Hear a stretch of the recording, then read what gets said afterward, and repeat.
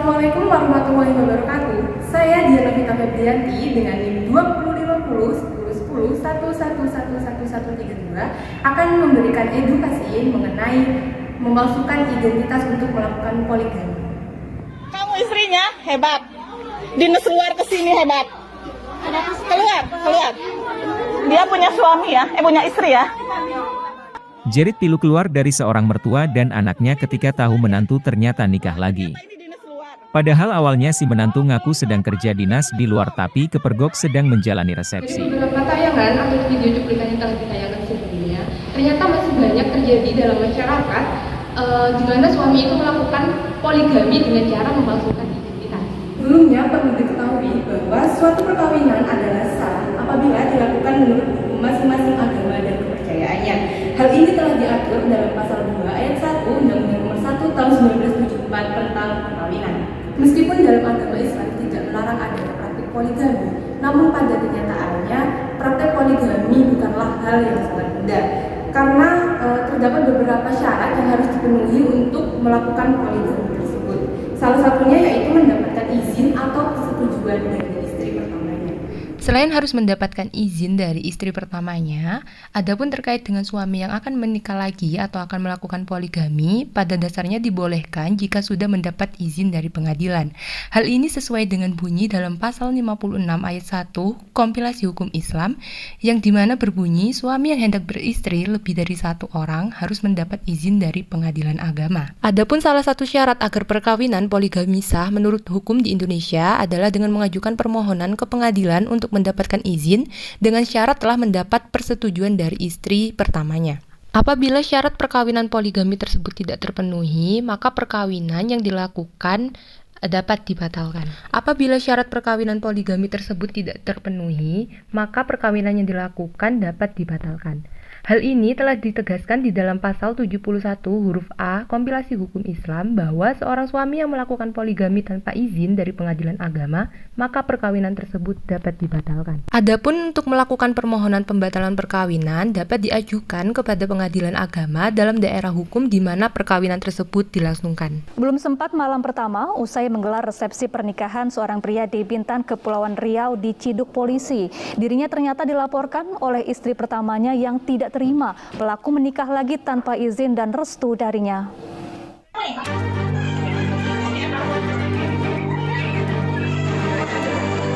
Akannya di situ kayak, akannya di situ. Har tidak berkutik dan hanya bisa menunduk malu saat didatangi aparat Polsek Bintan Utara di rumahnya, Jalan Manggar, Gang Abdul Karim. Har tengah melangsungkan pernikahan dan resepsi dan belum juga usai dan masih banyak keluarga dan kerabat yang berkumpul bersuka cita. Har ternyata dilaporkan oleh istri pertamanya yang keberatan dia menikah lagi karena tanpa izin dan restu darinya.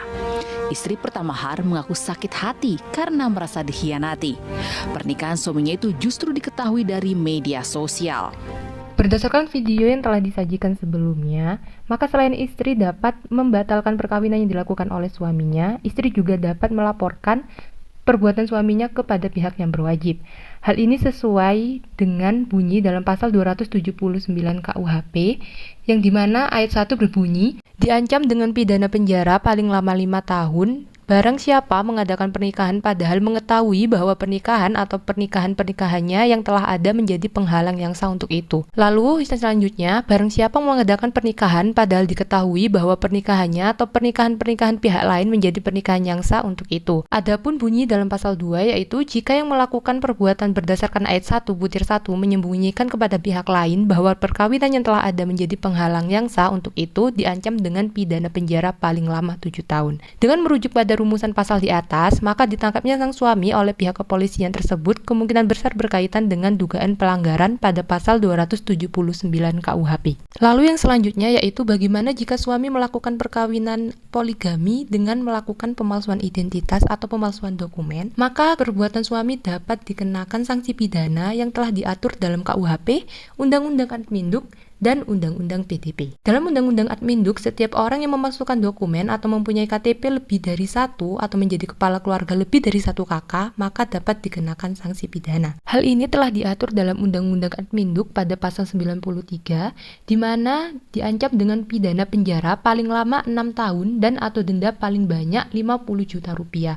Serta diatur juga dalam pasal 97 dengan ancaman pidana penjara paling lama 2 tahun dan atau denda paling banyak 25 juta rupiah. Selain itu, hukuman pemalsuan pidana juga dapat dikenakan pada pasal 263 KUHP dengan ancaman pidana penjara paling lama 6 tahun. Selain itu, memalsukan data pribadi pada KTP adalah tindakan yang dilarang dalam Undang-Undang PDP sebagaimana tertuang di dalam pasal 66 PDP yang berbunyi, setiap orang dilarang membuat data pribadi palsu atau memasukkan data pribadi dengan maksud untuk menguntungkan diri sendiri atau orang lain yang dapat mengakibatkan kerugian bagi orang lain. Tindakan membuat data pribadi palsu atau memasukkan data pribadi tersebut diancam pidana penjara maksimal 6 tahun dan atau pidana denda paling banyak 6 miliar rupiah. Demikian video edukasi hukum yang bisa saya sampaikan. Terima kasih.